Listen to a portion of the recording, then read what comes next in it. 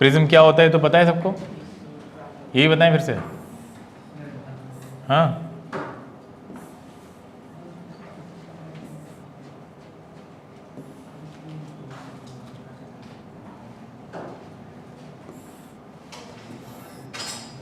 ये है प्रिज्म।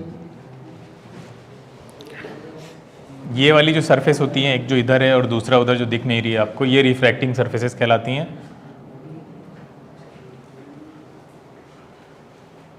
और ये एंगल ऑफ प्रिज्म कहलाता है। एंगल ऑफ प्रिज्म डिपेंड करता है कि आपकी इंसिडेंट रे किस डायरेक्शन से जा रही है। ठीक है, इंसिडेंट रे अगर ऐसे जा रही है, इस सरफेस पे पड़ रही है, तो ये ऊपर वाला एंगल एंगल ऑफ प्रिज्म होगा। अगर इंसिडेंट रे इस सरफेस पे इधर वाले पे जा रही होगी तो फिर इसको उस तरह से रखेंगे आप, तो एंगल ऑफ प्रिज्म बदल जाएगा। ठीक है, तो चलो मेन चीज़ समझते हैं, इसको हटाते हैं। तो हमारा जो यूज़ का है वो फ्रंट फेस ही है प्रिज्म का। तो देखते हैं कि फ्रंट फेस पे कैसे काम करता है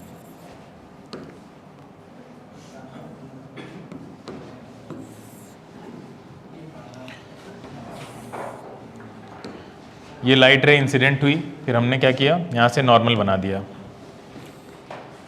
ये मान लेते हैं नॉर्मल है। अब रेयर टू डेंसर जा रही है, ये एंगल ऑफ इंसिडेंस होगा, ये एंगल ऑफ इंसिडेंस होगा।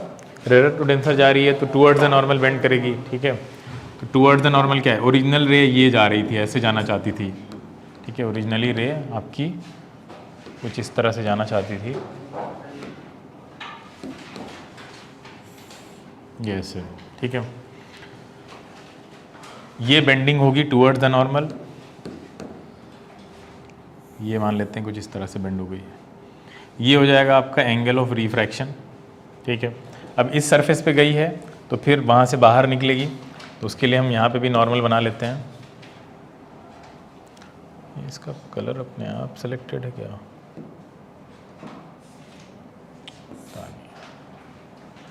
ये हो गया नॉर्मल इसका। यहाँ क्या होगी, फिर अवे फ्रॉम द नॉर्मल चली जाएगी यहाँ से, क्योंकि डेंसर टू रेयर जा रही है। ठीक है, ये होगा एंगल ऑफ इमर्जेंस। और ये हो गया आपका, ये R1 है अगर मान लीजिए, तो ये हो जाएगा R2।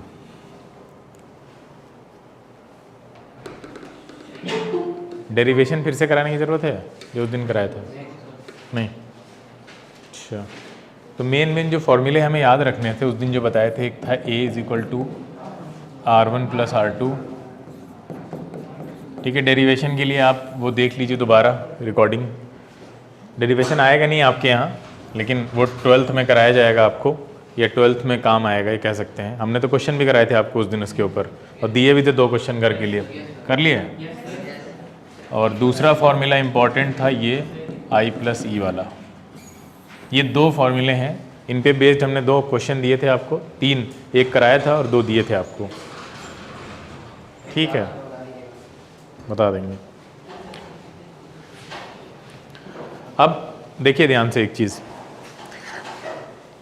हमें क्या पढ़ना है आज, एक बहुत इम्पॉर्टेंट चीज़, कि जो एंगल ऑफ डेविएशन है, जैसे मान लीजिए इसको पीछे करें तो ये रे कितना, ओरिजिनली ये रे यहाँ जाना चाहती थी, फाइनली ये रे यहाँ निकल रही है, तो ये जो जितना डेविएट कर गई है ये है एंगल ऑफ डेविएशन, इसको बोलते हैं डेल।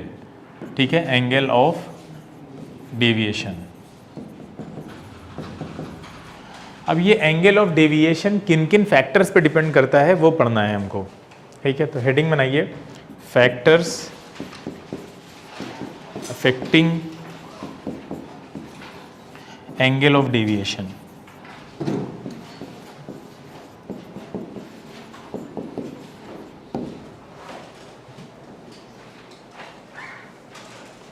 कौन कौन से फैक्टर्स हैं जिस पे एंगल ऑफ डेविएशन डिपेंड करता है?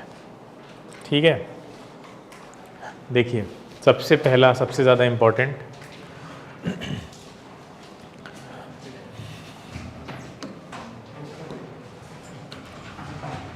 चलिए अच्छा इधर ही समझाते हैं। एंगल ऑफ इंसिडेंस पे सबसे पहला, एंगल ऑफ इंसिडेंस पे डिपेंड करता है, यहाँ लिखते हैं। एंगल ऑफ इंसिडेंस को अगर आप बढ़ाते हैं इनिशियली, अगर आप इनिशियली एंगल ऑफ इंसिडेंस को बढ़ाते हैं, यहाँ देखिएगा, मान लीजिए पहले हमारा एंगल ऑफ इंसिडेंस था 30, कितना था 30, और डेविएशन सपोज करो आ रहा था 50, कितना आ रहा था 50, हमने एंगल ऑफ इंसिडेंस को बढ़ा के कर दिया 40, कितना कर दिया 40, एंगल ऑफ डेविएशन हो गया 40, क्या हुआ कम हो गया। फिर हमने एंगल ऑफ इंसिडेंस को बढ़ा के 50 कर दिया, एंगल ऑफ डेविएशन हो गया 30, ठीक है। उसके बाद इसको फिर हमने बढ़ाया 60 कर दिया, एंगल ऑफ डेविएशन हो गया 40, फिर इसको हमने 70 किया, एंगल ऑफ डेविएशन हो गया 50। ये डेटा हमको एक्सपेरिमेंटली मिला, ठीक, कैसे मिला, हाँ एक्सपेरिमेंटली। क्या हमें पैटर्न एनालाइज हो रहा है यहाँ से, देखिए पैटर्न ये बन रहा है कि इनिशियली जब हम एंगल ऑफ इंसिडेंस को कम कर रहे थे या बढ़ा रहे थे, बढ़ा रहे थे, एंगल ऑफ इंसिडेंस को जब बढ़ा रहे तो ये कम हो रहा था, कम हो रहा है ना, कहाँ तक, यहाँ तक 30 तक कम हो रहा है ना। तो इसका मतलब एंगल ऑफ इंसिडेंस और इसमें कैसा रिलेशन है, इन्वर्सली ना, ऐसा रिलेशन है। उसके बाद क्या हुआ, उसके बाद वो डायरेक्ट रिलेशन हो गया, यानी आप एंगल ऑफ इंसिडेंस बढ़ा रहे हो तो वो भी साथ में बढ़ रहा है, ठीक है। इसको एंगल ऑफ इंसिडेंस आपने बढ़ाना शुरू किया, ये कम होने लगा होने लगा होने लगा, और एक वैल्यू के बाद, एक वैल्यू तक कम होते होते फिर उसके बाद क्या हो रहा है, बढ़ रहा है। तो जो आपको ये जिस वैल्यू के पास ये बढ़ना स्टार्ट हो रहा है, जो सबसे छोटी वैल्यू आपको यहाँ मिली है, जिस एंगल ऑफ इंसिडेंस पे मिली है, जिस एंगल ऑफ इंसिडेंस पे डेल की सबसे छोटी वैल्यू मिली है, इसको बोलते हैं डेल मिनिमम। क्या बोलते हैं, डेल मिनिमम, मतलब मिनिमम डेविएशन। सबसे कम डेविएशन आपको इस एंगल पे मिलेगा, किस एंगल पे, या इसके अकॉर्डिंग 50 पे। क्लियर है इतनी बात, बोलिए। इसको बोलते हैं मिनिमम डेविएशन। क्या बोलते हैं, मिनिमम डेविएशन। फिर से देखिए, पहले हम एंगल ऑफ इंसिडेंस को बढ़ाते हैं तो हमने क्या पैटर्न देखा कि जो एंगल ऑफ डेविएशन है वो कम होता है, फिर एक सर्टेन वैल्यू तक कम होते होते होते फिर क्या होता है, वो जवाब दे देता है कि अब हम और कम नहीं हो सकते हैं। उसके बाद भी अगर आप नहीं मानेंगे और एंगल ऑफ इंसिडेंस को बढ़ाना जारी रखेंगे तो वो क्या दिखाने लगा, फिर आपको वो इंक्रीज दिखाना शुरू हो जाएगा। जिस वैल्यू के बाद वो कम होना बंद कर देता है वो वैल्यू कहलाती है मिनिमम डेविएशन की कंडीशन। ठीक है, समझ में आ रही बात? ठीक है, तो ये हो गया मिनिमम डेविएशन। अब देखिए मिनिमम डेविएशन का मतलब क्या है। जैसे मान लो यहाँ पे, अभी लिखो मत, मान लीजिए यहाँ पे आपने यहाँ से खड़े होकर देखा कि ये काम हो रहा था 50 पे, कितने पे, 50 पे। इधर से आप देख रहे हैं आपके लिए एंगल ऑफ इंसिडेंस 50 है। अब आप मान लीजिए उसी टाइम पे कोई इधर से खड़ा होकर देख रहा है, सेम टाइम पे। Principle of reversibility of light हम पढ़ चुके हैं। तो जब इधर से कोई उसी टाइम पे खड़ा होकर देख रहा होगा तो उसको भी 50 ही नजर आएगा इधर से,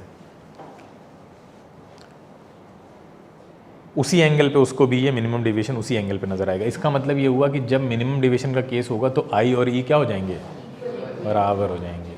सिर्फ इसी कंडीशन में ऐसा होगा, बाकी और जितनी कंडीशन आएंगी एंगल ऑफ डेविएशन की उसमें आई और ई बराबर नहीं होने वाले। हमेशा दो वैल्यू मिलेंगी, इधर अलग और इधर अलग। लेकिन एक मिनिमम डेविएशन जो केस होगा उसमें ये दोनों बराबर होंगे। पहली जो आपको यहाँ से रिजल्ट मिला, ठीक है, वो ये है कि मिनिमम डेविएशन में आई और ई क्या हो जाते हैं, बराबर। दूसरा ये कि ये पैरेलल हो जाते हैं, ये लाइंस और ये base line base of the prism के पैरेलल हो जाएगी। रिफ्लेक्टेड लाइन जो है ये एग्जैक्टली इसके पैरेलल हो जाएगी। दो रिजल्ट मिले हमको यहाँ से। मिनिमम डेविएशन के केस में आई और ई बराबर हो जाएंगे और ये लाइन उसके बेस के पैरेलल हो जाएगी। ठीक है, आइए इसको ग्राफ से देखते हैं।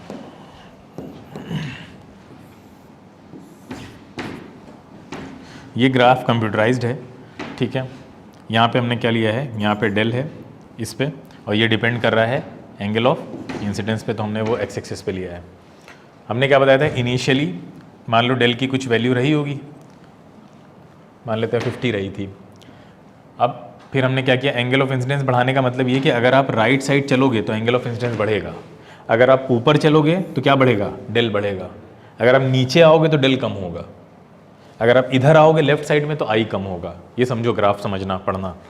अब हम यहाँ से हमने देखा ग्राफ कुछ ऐसा आ रहा था।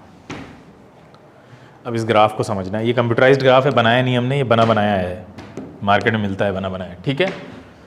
अब ये देखिए यहाँ से, अब इसको एनालाइज हम कर रहे हैं।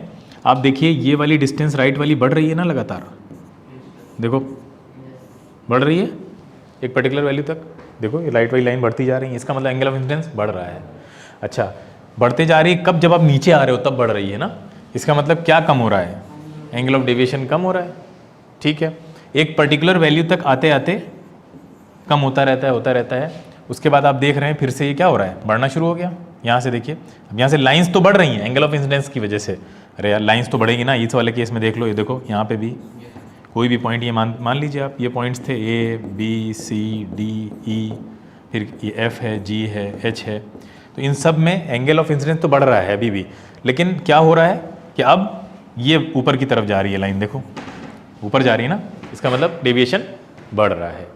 एक पर्टिकुलर जो वैल्यू है जहाँ पर आकर सबसे कम हो गया है वो वैल्यू ये वाली है, देखो ध्यान से, E वाली। यही E वाली वैल्यू पे आपके I और E बराबर हो जाते हैं। क्लियर? ठीक है, ये समझे, यहाँ पे क्या होगा, I और E बराबर हो जाएंगे, तो इधर आपको वो डेल मिनिमम वाली वैल्यू मिलेगी। ठीक है, डेल मिनिमम वाली वैल्यू पे आपके I और E क्या हो जाएंगे, इक्वल हो जाएंगे। बाकी किसी और पॉइंट पे जाइए तो हमेशा दो I और दो I मतलब एंगल ऑफ इंसिडेंस मिलेंगे आपको, या I और E अलग अलग मिलेंगे। जैसे यहाँ पे आइए, ये देखिए हैं दो, किसी भी वैल्यू के लिए देखेंगे जाके ग्राफ में दो मिलेंगे आपको। अच्छा, जैसे जैसे आप इस एक सिंगल वैल्यू पे पहुंच रहे हैं, मिनिमम वैल्यू पे, तो ये दोनों लाइंस करीब आ रही हैं ना, देखो ये देखिए पास आ रही हैं, और पास आते आते बिल्कुल एक सिंगल पॉइंट पे वो सब मर्ज हो जाएंगी, जहाँ पे क्या हो जाएगा, I और E बराबर हो जाएगा। समझ गए? उससे दूर जाओगे तो हर जगह दो वैल्यू मिलेंगी। ठीक है, तो ये जो ग्राफ है, ये ग्राफ पैराबोला नहीं है, दिख रहा है पैराबोला की तरह, लेकिन ये परफेक्ट पैराबोला नहीं है। उसका रीज़न ये है कि पैराबोला होता है इस तरह, पैराबोला में ये डिस्टेंस, अगर आप इसको 20 से लाइन खींचें तो डिस्टेंस दोनों साइड की बराबर होगी हमेशा। ठीक है, अगर ये x है तो ये भी x होगी, ये x है तो ये भी x होगी। लेकिन यहाँ ऐसा नहीं है, यहाँ क्या है, ये लाइन ऐसे आ तो रही लेकिन ऐसे जा रही है राइट साइड में, तो राइट साइड की तरफ थोड़ा टिल्टेड है, राइट साइड की तरफ थोड़ा टिल्टेड है, ये दोनों बराबर नहीं है वर्टिकल लाइंस जो ऊपर की तरफ जा रही हैं। क्लियर है? ये इसलिए बता रहे हैं क्योंकि इस पे बेस्ड अच्छे अच्छे क्वेश्चंस बनते हैं। ठीक है, इसी पे भी हम एक करा भी देंगे। इतना समझ में आ गया? एक पैराबोला नहीं है क्योंकि राइट साइड की तरफ टिल्टेड है ये, और दूसरा कि मिनिमम डेविएशन का एंगल वहाँ पे मिलेगा जहाँ आपका एंगल ऑफ इंसिडेंस और एंगल ऑफ इमरजेंस इक्वल हो जाएंगे। उसके अलावा आपको I और E की दो, ये स्टेटमेंट लिख लो,